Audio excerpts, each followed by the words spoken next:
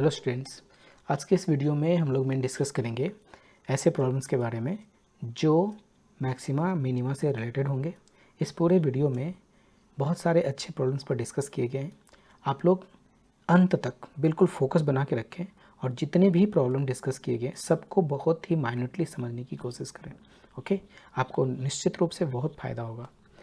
तो आप समझो कि फर्स्ट क्वेश्चन से अगर हम स्टार्ट करते हैं, find the number of points of local maxima and also the number of points of local minima of the given function this।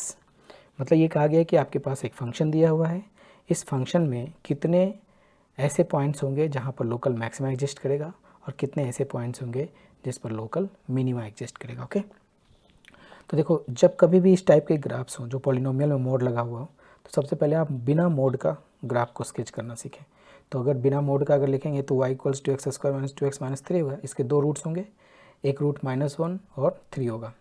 तो आप इसको देखो, ये बिल्कुल क्वाड्रेटिक इक्वेशन है ना, तो पैराबोलिक नेचर का एक ग्राफ होगा इस तरह से, जिसके दो रूट्स होंगे -1 और 3। और जब कभी भी x को रिप्लेस किया गया हो मॉडुलस ऑफ x से, तो ग्राफ को कैसे स्केच करना चाहिए कि पॉजिटिव ऑफ x वाले पार्ट में जो भी ग्राफ का पोर्शन है उसी का mirror image about y axis लेना चाहिए निगेटिव x में। तो देखो, ये पॉजिटिव x का पूरा पोर्शन ऐसा था ग्राफ का, इसका अगर मिरर इमेज लिया जाए तो कुछ इस तरह से जाएगा, है ना। तो यहाँ पर लिखा है, तो ये ग्राफ हो गया mod of x square minus 2 mod x minus 3 का। अब अगर पूरे सिस्टम में मॉड लगा दिया जाए तो जो भी निगेटिव पार्ट ऑफ ग्राफ है वो भी पॉजिटिव हो जाएगा, तो जो भी निगेटिव था वो भी पॉजिटिव हो गया। अब देखो क्या होगा कि ये पॉइंट तो -3 है और ये पॉइंट देखो -1 के कॉरस्पॉन्डिंग था, तो अभी भी -1 के कॉरस्पॉन्डिंग, +1 के कॉरस्पॉन्डिंग और +3 के कॉरस्पॉन्डिंग ही होगा। ओके, अब सोचो कि लोकल मैक्सिमा और लोकल मिनिमा निकालने का क्या कॉन्सेप्ट है। तो अभी जैसे -3 पर सोचते हैं, ठीक है। तो -3 के जब हम राइट में थोड़ा सा मूव करते हैं तो ग्राफ का वैल्यू ज़्यादा हो रहा है, बढ़ रहा है ना, और -x की तरफ इसके लेफ्ट में जब मूव करते हैं तब भी ग्राफ का वैल्यू इंक्रीज कर रहा है ना। तो इसका मतलब हुआ कि -3 पर ये लोकल मिनिमा देगा, क्योंकि किसी भी पॉइंट पर जब मैक्सिमम मिनिमा निकालना हो तो सबसे अच्छा तरीका है कि उसके नेबरहुड में मूव करो। अगर नेबरहुड में जाने से, है ना, अगर ग्राफ का जो नेचर है वो इंक्रीज कर रहा है तो समझो उस पॉइंट पर हमें मिनिमा मिलेगा, और अगर डिक्रीज करेगा तो मैक्सिमम मिलेगा। जैसे -1 पर आप देखें, -1 के करस्पॉन्डिंग अगर हम गए तो इसके थोड़ा भी लेफ्ट में जाएंगे तो ग्राफ डिक्रीज कर रहा है, इसके ठीक है, इधर लेफ्ट में जाने से भी डिक्रीज कर रहा है, इधर राइट में जाने से भी डिक्रीज कर रहा है। इसका मतलब ये हुआ कि -1 पर ये ग्राफ लोकल मैक्सिमा देगा। इसी तरह से आप देख सकते हो +1 पर भी लोकल मैक्सिमा दे रहा है और +3 पर ये कैसा दे रहा है, मिनिमा, क्योंकि इधर जाने पर भी इंक्रीज कर रहा है और इधर जाने पर भी इंक्रीज कर रहा है। इस तरह से हमें ये पता चल गया कि कहाँ कहाँ लोकल मैक्सिमा और मिनिमा होगा। अब थोड़ा x इक्वल्स टू 0 पर भी चेक करते हैं। तो 0 के करस्पॉन्डिंग अगर आप जाते हैं तो 0 के लेफ्ट में थोड़ा भी बढ़ेंगे तो मैक्स ज़्यादा वैल्यू आएगा, राइट में बढ़ेंगे तब भी ज़्यादा वैल्यू, यानी कि x इज इक्वल टू 0 पर यहाँ पर लोकल मिनिमा एग्जिस्ट कर रहा होगा, है ना। तो लोकल मिनिमा कहाँ कहाँ एग्जिस्ट किया, -3 पर, 0 पर और 3 पर। और लोकल मैक्सिमा कहाँ कहाँ एग्जिस्ट किया, -1 पर और +1 पर। So the number of points of local maxima is equal to 2 corresponding to -1 and +1, and local minima के कितने पॉइंट्स हो गए, 3 corresponding to -3, 0 and +3। Okay, next question देखते हैं। नेक्स्ट क्वेश्चन है कि consider the function f(x) equals to greatest integer of sin x where x belonging to 0 to 2π। This denotes the greatest integer function. Then is it correct to say that x equals to π/2 is a point of local maxima? चलो पहले तो बिना integer का जो graph होगा वो graph क्या होगा, y इक्वल्स टू जो साइन x का ग्राफ होगा वो ये होगा 0 से 2π के डोमेन में, ठीक है। अब ऐसा सोचो कि अगर हम इसमें ग्रेटेस्ट इंटीजर लगाते हैं तो ग्राफ का नेचर कैसा होगा। तो आप जानते होंगे कि 0 से 90 पर जाने पर ये ग्राफ इंक्रीज कर रहा था और वैल्यू 90 पर 1 होता है। इसका मतलब 0 से 90 के बीच में ये जो भी पोर्शन है वो फ्रैक्शन होगा, उसका वैल्यू या तो हाफ होगा या 1/3 होगा, 1/4। तो उसका ग्रेटेस्ट इंटीजर कितना होगा, 0 होगा। यानी कि 0 से 90 तक जाने में ये पूरा का ग्रेटेस्ट इंटीजर 0 होगा। तो देखो 0 से 90 के बीच ये ग्राफ का वैल्यू 0 आ रहा है, ठीक है। अब जब एग्जैक्टली 90 पर जाएंगे तो साइन 1 हो जाएगा, साइन 91 हो जाएगा, तो ये 1 का पॉइंट दिया ये है ना, ये 1 पर चला गया। और इसी तरह से जब इधर आप मूव करोगे तो ये भी देखो फ्रैक्शन ही आएगा, तो इसका ग्रेटेस्ट इंटीग्रल पार्ट कितना होगा, 0। तो ये ग्राफ हो गया 0 से पाई तक, ठीक है। 0 से पाई तक में ये पूरा फ्लैट ग्राफ आएगा, सिर्फ 90 पर 1 देगा, ओके। इसी तरह से अगर आप पाई से 2 पाई की ओर मूव करें तो देखो इधर क्या होगा, निगेटिव में जाएगा, जैसे -½ -1/3। तो -½ का अगर ग्रेटेस्ट इंटीजर लिया जाता है तो कितना होता है, -1 होता है ना। तो 1 पर 3 पाई/2 पर भी -1 है तो ग्रेटेस्ट इंटीजर -1 ही होगा। तो इस पूरे लोकेलिटी में, इस पूरे में जब भी हम पाई से 2 पाई की ओर मूव करेंगे, साइन x का वैल्यू जो ग्रेटेस्ट इंटीजर का वैल्यू होगा वो -1 ही होगा। सो यहाँ से यहाँ तक जाने पर -1 होगा, ओके। अब 2 पाई पर कितना होगा, साइन 2 पाई कितना होता है, 0, तो वो 0 पर चला जाएगा ना। तो ये ग्राफ हो गया। अब इन्होंने क्वेश्चन क्या बोला कि is it correct to say that x equals to π/2 is a point of local maxima. तो आप 90 के आसपास जाइए। अब देखो 90 के थोड़ा सा राइट में जाएंगे तो ग्राफ फ्लैट हो गया, पूरा 0 हो गया, और इसके थोड़ा सा लेफ्ट में जाएंगे तब भी ग्राफ 0 आ रहा है। इसका मतलब जो 90 पर ये 1 आ रहा था ये लोकल मैक्सिमा ही तो है। इसलिए हम कह सकते हैं कि yes we can say that x equals to 90 is a point of local maxima for the function f(x) equals to greatest integer x when x belonging to 0 से 2 पाई, ओके। तो ये पूरा कहानी इसमें यहाँ पर एक्सप्लेन किया गया, ठीक है, वो जो मैंने आपको बता ही दिया। चलिए नेक्स्ट क्वेश्चन करते हैं। नेक्स्ट क्वेश्चन कुछ इस तरह से है, देखो इसमें यह है कि find the point of local maxima and minima for x belonging to -1 से 2 of the function y equals to mod x plus mod x -1 का mod, ठीक है। तो mod x, इसको अगर आप 0 करोगे तो x का वैल्यू कितना आएगा, 0। इसको आप 0 करोगे तो x का वैल्यू 1, यानी 0 और 1 के बीच है ना, ये जो ग्राफ है ना 0 और 1 के बीच में कुछ इस तरह से आएगा, और ये बिल्कुल बोर्ड टाइप का ग्राफ आएगा ना, बोर्ड टाइप का ग्राफ कुछ इस तरह का इसका नेचर होगा, ओके। तो अभी आप देखो कि इसका जो डोमेन था वो -1 से 2 के बीच में है, -1 से 2 के बीच में है, ठीक है। तो -1 पर वैल्यू यहाँ दे रहा है और 2 पर वैल्यू यहाँ दे रहा है, ठीक है। तो इसका मतलब है कि -1 और 2 पर ही सबसे ज़्यादा वैल्यू दे रहा था इस डोमेन के हिसाब से अगर देखें तो यहाँ और यहाँ मैक्सिमम वैल्यू। तो हम कह सकते हैं कि x is equal to -1 and x equals to 2 are the points of local maxima. And the point, ये देखो जो इस पूरे ग्राफ का इस डोमेन में, सिर्फ यहाँ से यहाँ तक के पोर्शन की बात कर रहा हूँ मैं, तो इस डोमेन में जो ग्राफ का जो सबसे मिनिमम पॉइंट है वो यही तो है, ठीक है। और ये कितना हो सकता है, अगर आप x इक्वल्स टू 0 पुट करते तो ये 1 तक जाएगा ना, यानी जो वैल्यू होगा, मिनिमम वैल्यू जो होगा वो 1 ही होगा इसका, है ना। और वो किसके करस्पॉन्डिंग होगा, 0 और 1 के करस्पॉन्डिंग, ठीक है, ओके। ऐसे आप इस दोनों के बीच का कोई भी पॉइंट अगर इसमें पुट कर दोगे तब भी वैल्यू आपका 1 ही आएगा, क्योंकि ये ग्राफ से भी स्पष्ट है ना। तो इसका जो पॉइंट्स हो गया लोकल मैक्सिमा का वो -1 और 2 हो गया, और लोकल मिनिमा का जो पॉइंट हो गया वो 0 और 1 हो गया, ठीक है। देखो एक बात समझो, जो नेचर ऑफ ग्राफ होता है ना, जैसे y is equal to mod x minus a plus mod x minus b, इस टाइप का जो नेचर होगा ना ग्राफ का वो हमेशा बोर्ड टाइप का होता है, बोर्ड टाइप का, जहाँ पर ये होगा x इक्वल्स टू a के करस्पॉन्डिंग, ये होगा x इक्वल्स टू b के corresponding.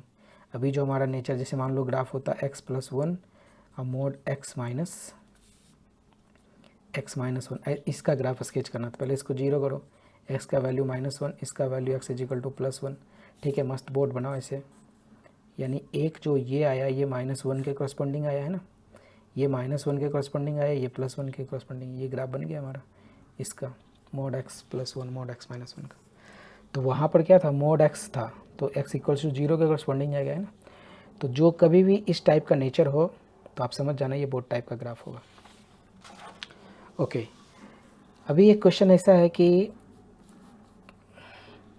Late px equals to a0 plus a1 x square plus a2 x पर power 4 plus plus plus a n x to the power 2n be a polynomial in a real variable x with सभी positive है, जितने भी coefficients हैं सभी positive है, right, और increasing order में से गया।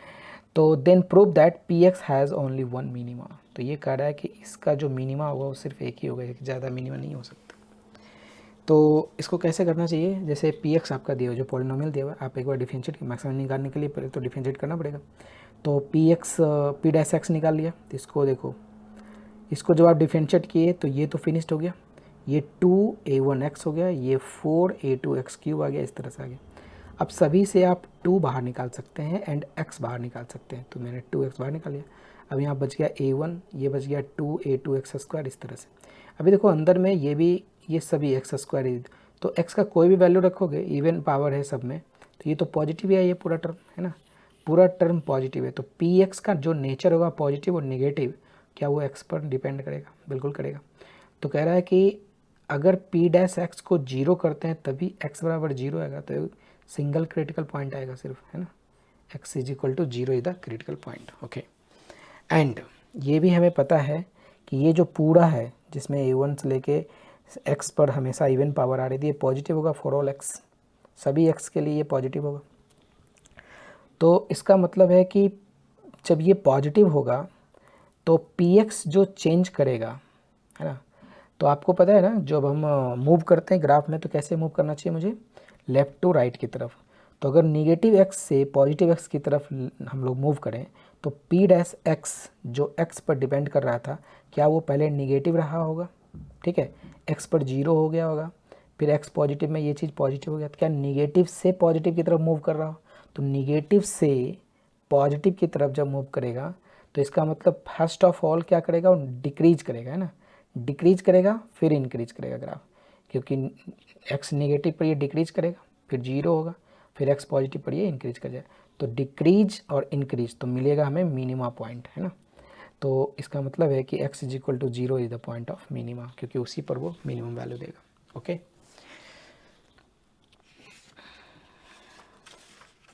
अब देखो नेक्स्ट क्वेश्चन।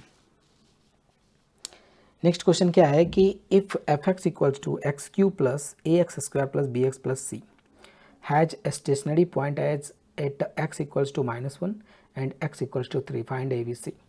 अब देखो स्टेशनरी पॉइंट किसको कहते थे हम लोग, स्टेशनरी पॉइंट वो पॉइंट होते थे जहाँ dy/dx का वैल्यू 0 होता है ना।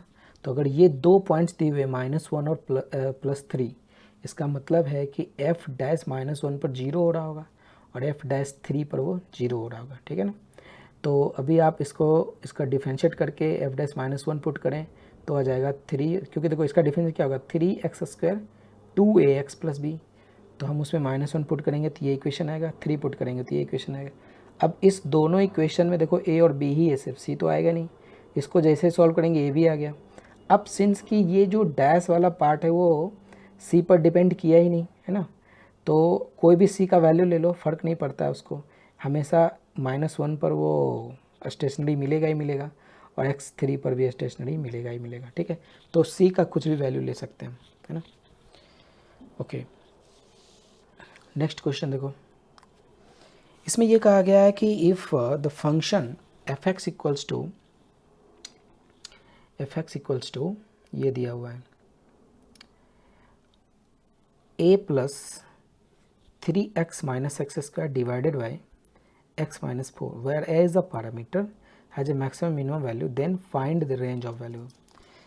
कह रहा है कि ये फंक्शन अगर मैक्सिमम मिनिमम रखता है तो a का क्या रेंज होगा, a कहाँ से कहाँ तक मूव करेगा।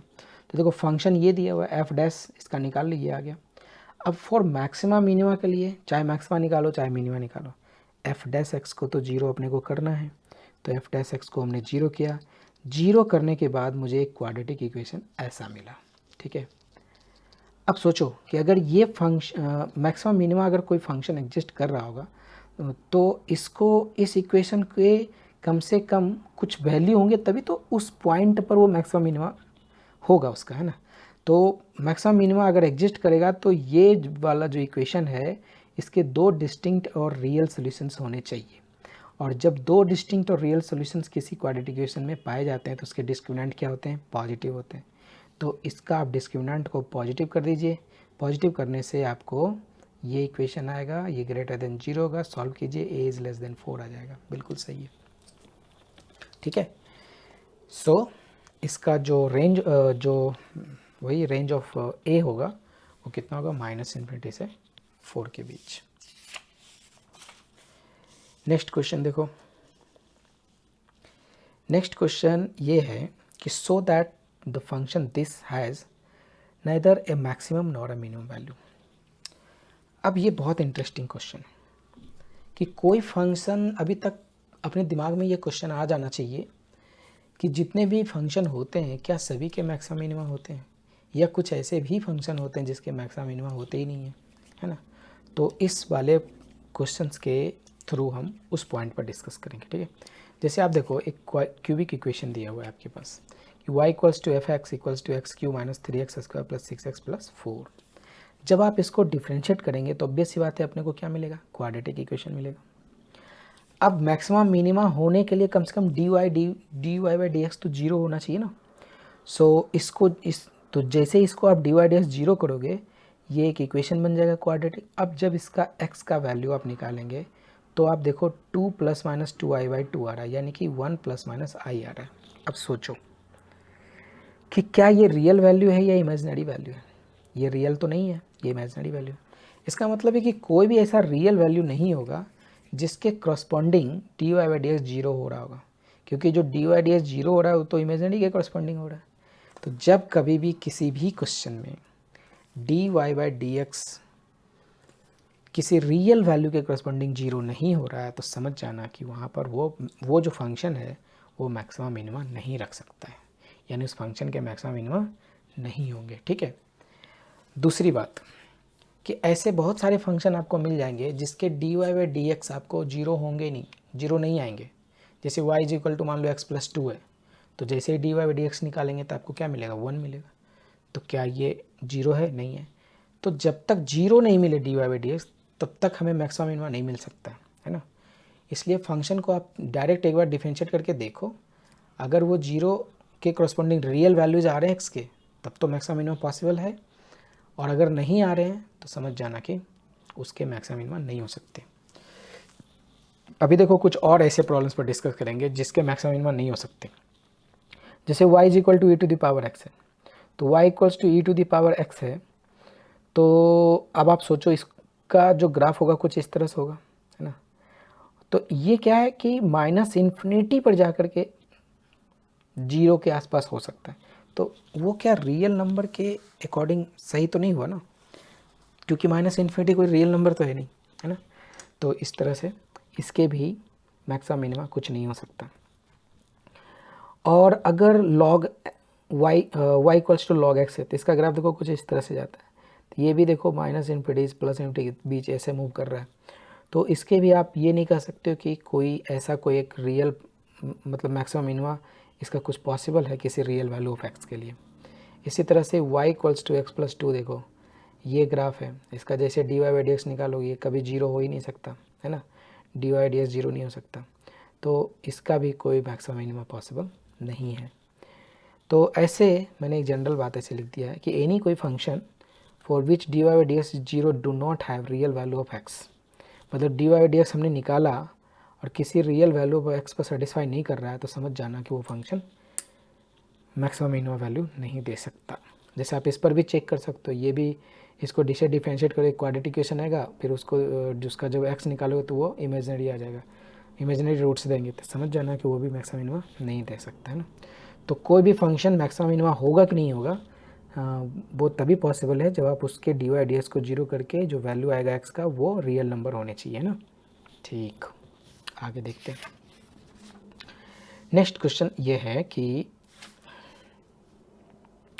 Find the range of the function this. अभी इसमें क्या है देखो, आपके पास कोई डोमेन नहीं है यहाँ पर, ठीक है, लेकिन फाइंड करने बोल रहा है इसका रेंज। तो सबसे पहला अपना टारगेट होगा कि इस क्वेश्चंस का डोमेन पहले फाइंड आउट करें। तो देखो रूट के अंदर जो भी होगा वो या तो ग्रेटर देन या इक्वल टू 0 होगा, तो दोनों में हम ये अप्लाई कर सकते हैं। तो for function to be defined x minus two greater than equal to 0 होना चाहिए, यानी x का वैल्यू ग्रेटर देन 2 या इक्वल टू 2 होना चाहिए। सेम वे में 4 माइनस एक्स को ग्रेटर देन 0 होना चाहिए ना, तो इसका मतलब x is less than equal to 4 होना चाहिए। अब इसका मतलब ये हो गया कि ये फंक्शन बता रहा था, ये जो बता रहा है डोमेन का वैल्यू, वो बता रहा है कि 2 से ज़्यादा मतलब इधर, और ये बता रहा है 4 से कम मतलब इधर। तो दोनों में कॉमन कौन हुआ, ये, इसका मतलब डोमेन इसका क्या हुआ, 2 से 4 तक, ये हो गया इसका डोमेन। अब डोमेन पता चल गया आपको, तो फंक्शन है ही आपके पास, आराम से डिफरेंशिएट कीजिए इसको, है ना। तो जैसे ही हम डिफरेंशिएट करेंगे तो ये आएगा इस तरह से, इसका डिफरेंशिएशन कितना हो जाएगा, ये माइनस दिस। जैसे आप dy बाई डी एक्स को 0 करोगे ये ऐसे जाएगा, इसको सॉल्व करो, x का वैल्यू 18/5 आएगा, ठीक है। यानी कि dy बाई डी एक्स 0 करने के करस्पॉन्डिंग हमें x का वैल्यू ये आ रहा है, मतलब ये क्रिटिकल पॉइंट है, और क्रिटिकल पॉइंट उस डोमेन में लाइव ही कर रहा है, ओपन इंटरवल, ठीक है। तो आपको पता होगा कि जब क्रिटिकल पॉइंट हो जाता है पता, और जो इंटरवल्स दिए होते हैं क्लोज इंटरवल, तो उसका मैक्सिमम मिनिमम कैसे निकालते हैं हम लोग, ये तो ग्रेटेस्ट एंड लिस्ट वैल्यू देते हैं ना। तो ग्रेटेस्ट वैल्यू निकालने के लिए क्या कॉन्सेप्ट है कि क्रिटिकल वैल्यू पर फंक्शन का वैल्यू और उस डोमेन का सबसे लिस्ट वैल्यू और डोमेन का सबसे जो ग्रेटेस्ट वैल्यू है उस पर फंक्शन का वैल्यू निकालें, और इस सब में जो सबसे ज़्यादा होगा वही ग्रेटेस्ट वैल्यू कहलाएगा, और इस सब में जो सबसे कम होगा वही लिस्ट वैल्यू करेगा। तो देखो 2 के करस्पॉन्डिंग हमें फाइंड आउट करना है f का वैल्यू, और 4 के करस्पॉन्डिंग फाइंड आउट करना है f के वैल्यू, और जो क्रिटिकल पॉइंट आया उसके करस्पॉन्डिंग। तो f2 के करस्पॉन्डिंग करोगे तो √2 आएगा, और f18/5 के करस्पॉन्डिंग √10 आएगा, और f4 के करस्पॉन्डिंग 2√2 आएगा। यानी कि अपने पास आ गया मैक्सिमम ऑफ √2, √10, 2√2। अब बताओ इसमें सबसे ज़्यादा कौन है, √10 है। तो जो फंक्शन का सबसे ग्रेटेस्ट वैल्यू हुआ वो √10 हुआ। इसी तरह से अगर इसका लिस्ट वैल्यू देखा जाए तो इस तीनों में मिनिमम कौन, तो √2 है ना। तो least value of function is √2। तो रेंज क्या होता है, least value to greatest value, यानी √2 से 10 क्लोज इंटरवल। ये this is the solution, okay. अब ये देखो, ये भी बहुत शानदार क्वेश्चन है। इसमें ये कहा गया कि फंक्शन दिया हुआ है आपको इस तरह से, इंटरवल में ब्रेक करके दिया हुआ है, ठीक है। तो x³ minus X square plus 10x minus 5 कब, जब x less than equal to 1, और -2x plus logarithmic value of b² minus 2 to the base 2 when x is greater than 1। Find the value of b for which the function has greatest value at x equals to 1। Okay, चलो तो अपन check करते हैं, जब x less then 1 रहा होगा तो क्या होगा। तो फंक्शन ये है, लेस देन 1 पर ये फंक्शन है। इसको अगर डिफ्रेंशिएट करो तो क्या आएगा, 3x² माइनस 2x प्लस 10। अच्छा देखो, ये जो क्वाड्रेटिक इक्वेशन आया इसका अगर आप डिस्क्रिमिनेंट चेक करो तो निगेटिव आ रहा है। देखो b² मतलब 4 माइनस 120 120, तो निगेटिव आएगा। तो किसी फंक्शन का अगर डिस्क्रिमिनेंट निगेटिव है और फंक्शन का जो x² कोएफिशिएंट वो पॉजिटिव है, तो ऑब्वियस सी बात है पूरा फंक्शन पॉजिटिव रहा होगा, है ना। तो पॉजिटिव रहा होगा मतलब वो एक्स एक्सिस को नहीं, कुछ इस तरह से क्या होगा, कर्व, है ना। तो इसका मतलब ये हुआ कि फंक्शन इंक्रीज कर रहा है ना, पूरा फंक्शन पॉजिटिव है ना, f' बता रहा है पॉजिटिव, ठीक है। तो मतलब वो हुआ कि f' किसी का पॉजिटिव मतलब इंक्रीजिंग फंक्शन, ठीक है। तो इंक्रीजिंग फंक्शन हो गया कब, जब x is less then 1। Okay, अब सोचो कि when x is greater than 1, इसके करस्पॉन्डिंग जाते हैं तो हमें फंक्शन ये है, तो इसको डिफरेंशिएट करेंगे तो सिर्फ -2 है, क्योंकि ये तो कांस्टेंट है तो 0 हो गया, है ना। तो -2 आया, यानी f' क्या है, निगेटिव। अब सोचो जब f' माइनस होता है तो इसका मतलब फंक्शन क्या हो रहा है, डिक्रीज कर रहा है। तो फंक्शन डिक्रीज कर रहा है जब x ग्रेटर देन 1 है। इसका मतलब अपने को क्या समझ में आया कि जब हम x का वैल्यू 1 से छोटा लेके चल रहे थे, 1 से कम, तो फंक्शन इंक्रीज कर रहा था। देखो फंक्शन इंक्रीज कर रहा है, और जब हम x से ज़्यादा लेके चल रहे तो फंक्शन डिक्रीज कर रहा है। तो 1 से ज़्यादा लेके चल रहे तो फंक्शन डिक्रीज, यानी पहले इंक्रीज किया फिर डिक्रीज किया तो हमें क्या मिला होगा, मैक्सिमम मिला होगा, है ना, मैक्सिमम पॉइंट मिला होगा। तो इसका मतलब है x इक्वल्स टू 1 पर फंक्शन मैक्सिमम वैल्यू रखेगा। ये बात क्लियर हो गया। ओके, अब सोचो कि जब हम ये x इक्वल्स टू 1 है, ओके, और जब हम इधर मूव करेंगे x, तो इसे सोचो कि limiting value x tends to 1 plus, मतलब 1 से थोड़ा सा ज़्यादा अगर हम x का वैल्यू लेके मूव करें तो क्या वो फंक्शन f1 से, f1 तो यहाँ पर एकदम वर्टेक्स, क्या वो फंक्शन f1 से छोटा होगा? क्योंकि f1 यहाँ है पूरा, ये पूरा हाइट, और fx जो हम x tends to a plus लिए वो थोड़ा ये हाइट है, तो ये हाइट तो इस हाइट से छोटा ही होगा ना। तो limiting value x tends to a1 plus, 1 से थोड़ा सा ज़्यादा पर चले तो फंक्शन का वैल्यू हमेशा लेस होगा f1 के करस्पॉन्डिंग। ठीक है, ठीक है। तो लिमिटिंग वैल्यू लगाओ f1 प्लस, 1 से ज़्यादा वाला फंक्शन कौन है? 1 से ज़्यादा वाला फंक्शन ये है ना। तो इसमें हम लोग x का वैल्यू 1 पुट कर देते हैं, तो ये आ गया लिमिटिंग वैल्यू 1 प्लस fx का वैल्यू -2 प्लस दिस, और f1 का वैल्यू कितना आ जाएगा? देखो 1 पर ये वैल्यू ये सेटिस्फाई कर रहा है, तो जैसे आप यहाँ 1 रखेंगे ये आपको 5 बन के आ जाएगा। ओके, तो इस तरह से हमारा ये आ जाएगा लेस देन 5। तो दिस लेस देन 5, तो ये 2 को इधर भेज देते हैं, तो log of p square minus 2 to the base 2 is less than 7 हो जाएगा। तो 7 को कैसे ले सकते हो? log टू द बेस 2, और 2 टू द पावर 7 लिख सकते हैं, तभी तो 7 लिखाएगा ना। तो 2 टू द पावर 7 का मतलब 128। अब दोनों ओर से log 2 कैंसिल कर दो, तो B square minus 2 is less than 128, so B square minus 2। अब ये एक चीज़ सोचने वाली बात है कि ये बी स्क्वायर माइनस 2 पॉजिटिव है कि नेगेटिव है? तो देखो ये log के अंदर था ना, ऐसे लिखा हुआ था, तो log कब डिफाइंड होगा? जब हम किसी पॉजिटिव चीज़ को कंसिडर करेंगे, यानी ये must be positive, B square minus 2 must be positive, यानी ये ऐसा होगा। इसका मतलब बी स्क्वायर माइनस 2 पॉजिटिव है, तो पॉजिटिव ले लिया बी स्क्वायर माइनस 2 को, इट इज़ लेस देन 128। अब दोनों 2 से ऐड कर दिए, तो 2 less than B square less than 130। अब इसको जब आप सॉल्व करेंगे तो आएगा b कोरस्पॉन्डिंग टू -130 से -√2 यूनियन √2 से √130। यही हो गया p का रेंज। ओके, अब एक लास्ट क्वेश्चन,